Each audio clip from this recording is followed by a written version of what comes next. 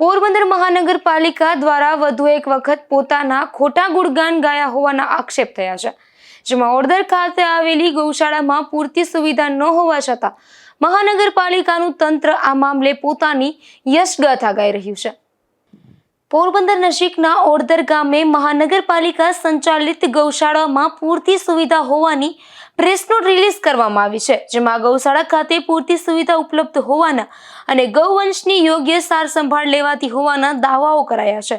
ખાસ કરીને આ ગૌશાળામાં 900 જેટલા ગૌવંશનું પાલન કરતું હોવાની જાહેરાત થઈ છે।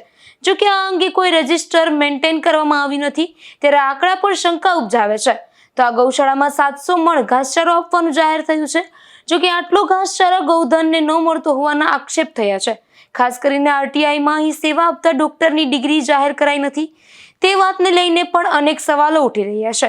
અહીં વસવાટ કરતા ગૌધન માટે 12 જેટલા પાણીના વેડા ઉપલબ્ધ હોવાનો પણ દાવો કરાયો છે, જેને લઈને પણ પશુ પ્રેમીઓ સવાલો ઉઠાવી રહ્યા છે। અને ગૌધન માટે યોગ્ય શેડની પણ વ્યવસ્થા ન હોવાથી પશુધનને રહેવામાં પણ મુશ્કેલી પડી રહી છે।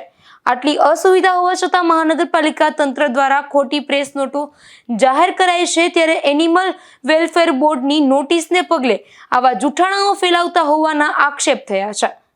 નિપુલ પોપટ સાથે અશોક થાનકી, ગુજરાત ન્યૂઝ, પોરબંદર।